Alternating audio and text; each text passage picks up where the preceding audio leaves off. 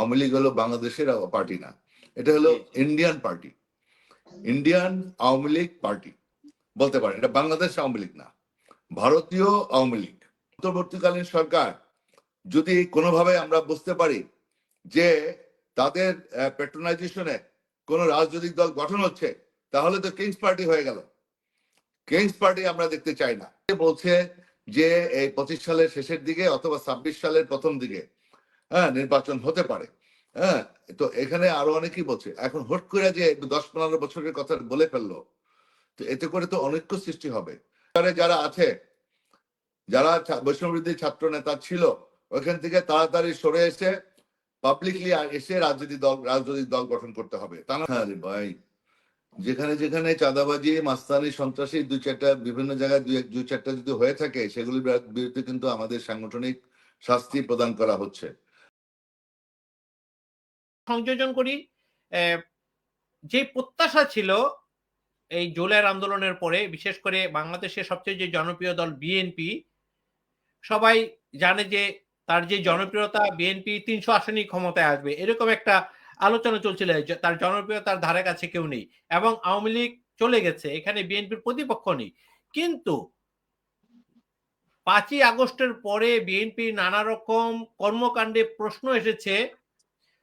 চাঁদাবাজি, দখলদারিত্ব, হুমকি দামকির কোনো পরিবর্তন হয়নি। পরিবর্তন হয়েছে ব্যক্তির, পরিবর্তন হয়েছে দলের। এই যে আপনার অনৈক্য সৃষ্টি করার একটা প্রয়াস, এই যে বক্তব্য, একটু দায়িত্বশীল বক্তব্য সবার কাছ থেকে আমরা আশা করি। কারণ জুলাই আগস্টের যে আপনার যারা আন্দোলনে ছিল, যেমন বিএনপি জামাতকে যেমন আন্ডারমাইন করা ঠিক হবে না, অ্যাট দি সেম টাইম আপনার বৈষম্যবিরোধী ছাত্র যারা বুকের তাজা রক্ত সামনে ঢেলে দিয়েছে রাজপথে, এবং তাদের যে ঐতিহাসিক ভূমিকা, তাদেরকে আন্ডারমাইন করা ঠিক হবে না।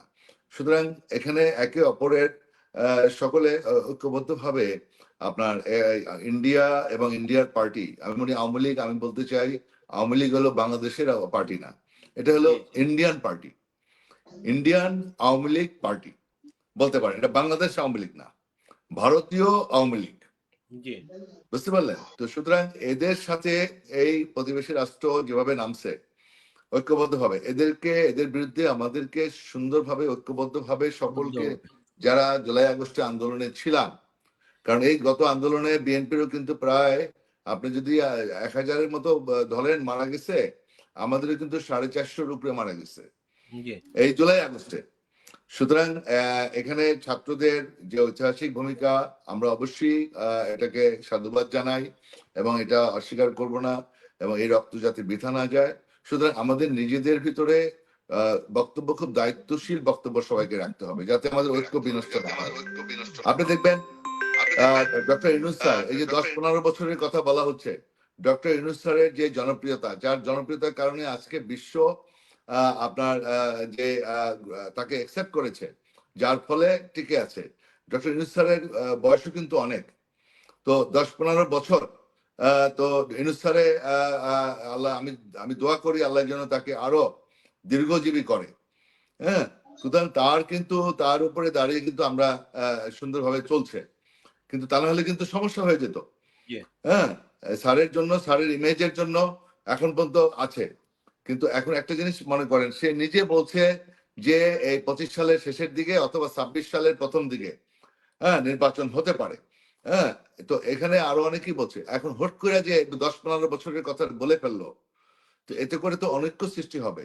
এখানে ইউনূস স্যারের বক্তব্যটাকে তো ডিফার করা হলো, তো তাহলে তো একসময় যদি বাই চান্স এইভাবে যদি তাকে ইনফ্লুয়েন্স করা হয়, সে একভাবে বলছে, সে হলো পার্টি অন্তর্বর্তীকালীন সরকারের প্রধান, আপনি জিনিসটা চিন্তা করেন, সেখান থেকে যদি ইউনূস স্যারকে ইনফ্লুয়েন্স করে সেখান থেকে তার বক্তব্য থেকে সরিয়ে আনা হয়, তখন বিষয়টা কি দাঁড়াবে? তখন এক পর্যায়ে যদি ইউনূস স্যারের বাই চান্স রাগ করে, তার তো 10-15 বছর থাকার ইচ্ছা নাই, তখন সে যদি এই সমস্ত জায়গা এই পদ ছেড়ে, ওনার কাছে এই তত্ত্বাবধায়ক সরকার প্রধান এই পদ বড় কিছু না তার কাছে, তখন কিন্তু সে যদি এটা ছেড়ে দেয়, তখন কি অবস্থা দাঁড়াবে? অনেক কিছু চিন্তা ভাবনা করতে হবে আমাদের সবাইকে। ডক্টর ইউনূস স্যারের নেতৃত্বে একটা সুন্দর, আমরা সবাই সহযোগিতা করতে চাই, এবং তার নেতৃত্বে যাতে একটা সুন্দর সুষ্ঠু নির্বাচন আসে এবং নির্বাচিত সরকাররা রাষ্ট্র পরিচালনা করবে এবং সেখানে যারা আছে ছাত্র নেতারা আমরা সাধুবাদ জানাই। যদি কেউ রাজনৈতিক দল করতে চায় অবশ্যই সাধুবাদ জানাই, তবে সেখান থেকে কিন্তু সরকার থেকে ওখান থেকে সরে আসতে হবে। সরকারে যারা আছে, যারা বৈষম্যবিরোধী ছাত্র নেতা ছিল, ওখান থেকে তাড়াতাড়ি সরে এসে পাবলিকলি এসে রাজনৈতিক দল গঠন করতে হবে। তা না হলে অন্তর্বর্তীকালীন সরকার যদি কোনোভাবে আমরা বুঝতে পারি যে তাদের প্যাট্রোনাইজেশনে কোন রাজনৈতিক দল গঠন হচ্ছে, তাহলে তো কিংস পার্টি হয়ে গেল। কিংস পার্টি আমরা দেখতে চাই না, কিংস পার্টি হতে পারে না, এটা হবে না। তাহলে লেভেল প্লেইং ফিল্ড হবে না, যে লেভেল প্লেইং ফিল্ডের জন্য আমরা দীর্ঘদিন আন্দোলন সংগ্রাম করেছি। আমরা যে কোনো রাজনৈতিক দলকে আমরা স্বাগত জানাই, সকলের রাজনীতি করার অধিকার আছে। তো আমরা মনে করি যে একটি সুষ্ঠু অবাধ নির্বাচনের মধ্য দিয়ে একটা গণতান্ত্রিক রাষ্ট্র পরিচালিত হবে, দেশের জনগণের আশা আকাঙ্ক্ষা পূরণ হবে, সামাজিক ন্যায় বিচার প্রতিষ্ঠা হবে, আইনের শাসন কায়েম হবে।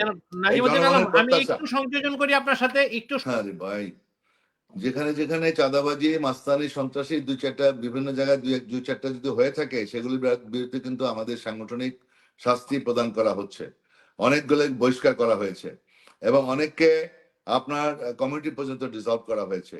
যেখানে অন্যায় সেখানেই কিন্তু আমাদের পার্টির ভারপ্রাপ্ত চেয়ারম্যান সে কিন্তু সবকিছু খেয়াল রাখছেন এবং যেখানে যা ঘটনা ঘটছে যখনই তার নলেজে আসতেছে, পার্টির ভিতরে খবর আসতেছে, সাথে সাথে তার বিরুদ্ধে ব্যবস্থা নিচ্ছে।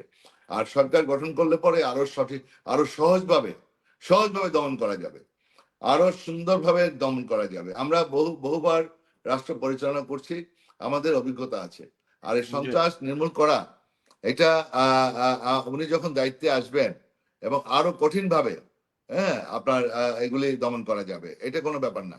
আপনার বিএনপি একটি বড় রাজনৈতিক দল, আপনার যেভাবে যে বিভিন্ন জায়গায় কিছু কিছু আপনার জানেন যে এখন অলরেডি কিছু কিছু ছাত্রলীগ, যুবলীগ, বড় লেভেলের যারা আছে তারা চলে গেছে, কিন্তু নিচের লেভেলের গুলি কিছু কিছু মানে মানে কি বলে অসৎ উপদেশ দিয়ে আমাদের কিছু কিছু ছেলেকে বিভিন্ন ভিন্ন খাতে ভিন্ন পথে নিয়ে যেতে পারে। সেই জন্য আমরা খুব সতর্ক। সে কারণে আমাদের পার্টিও এদের বিরুদ্ধে ব্যবস্থা নিচ্ছে। আমি মনে করি যে নির্বাচিত সরকার, যখন আমরা নির্বাচিত হব, আমরা সরকার গঠন করব, এই কথাটা যে বলা হয় সরকার গঠন করলে আমরা আরো বেপরোয়া হয়ে যাব, ভুল কথা। আর বেশি বেশি একটু অপপ্রচার হচ্ছে, বেশি অপপ্রচার হচ্ছে, যেখানে যা ঘটনা ঘটছে সেগুলো ব্যবস্থা হচ্ছে। আর সরকারে আসলে পরে আমরা আরো শক্তভাবে আইন শৃঙ্খলা নিয়ন্ত্রণ করতে পারবো। আমাদের কর্মীরা যদি কোনোভাবে অপকর্ম করে, কাউকে ছাড় দেওয়া হবে না। এবং পার্টি, আমি জানি পার্টির ভারপ্রাপ্ত চেয়ারম্যান এভাবে অত্যন্ত কঠোর অবস্থায় আছেন এবং বারবার আমাদের কর্মশালার মাধ্যমে বিভিন্ন আমাদের স্কাইপের বিভিন্ন বিভাগীয় পর্যায়ে সমস্ত নেতা কর্মীদেরকে কঠিনভাবে সতর্ক করে দিচ্ছেন এবং সবাই খুব সতর্ক আছে।